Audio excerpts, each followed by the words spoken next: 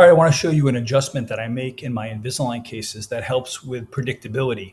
This is a situation you'll see with adults a lot. This happens to be a teenager where there's a lot of wear on the anterior teeth, and we have discussed doing bonding on the edges of those teeth now that we have opened up the bite.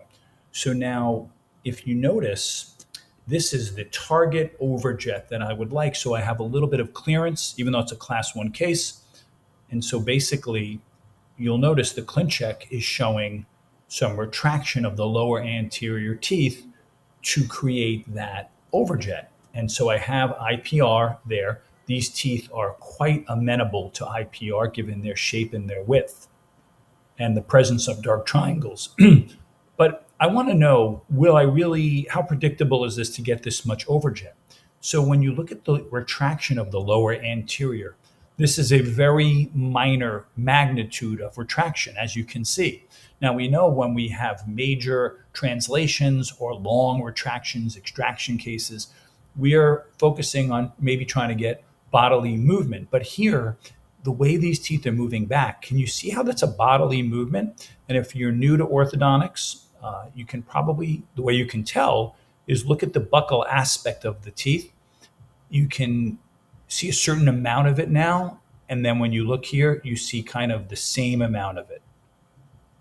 And you can look at the gingival margin of the lower incisors and see that they are retracting as well. But to me, that is a very difficult movement to grasp the aligner here and get the root apex to move.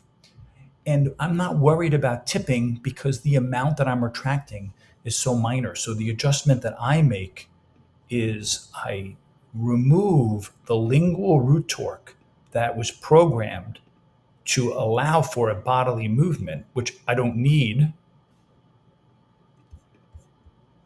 Now, it's a very slight adjustment, but do you notice how you can see on the buccal aspect in this view, you can see more of it now. You can see the gingival margin of, say, lower right 1 here, but you can't see it here. So now let's look at the overjet.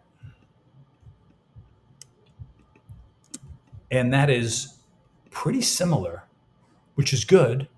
But now what I've done is I've made the movements be more predictable because tipping movements, of course, are going to be the tendency, whether you're dealing with a wire, round wire, or you're dealing with aligners. And this is going to make this case play out easier and more predictably, same amount of IPR, just by altering the tooth movement.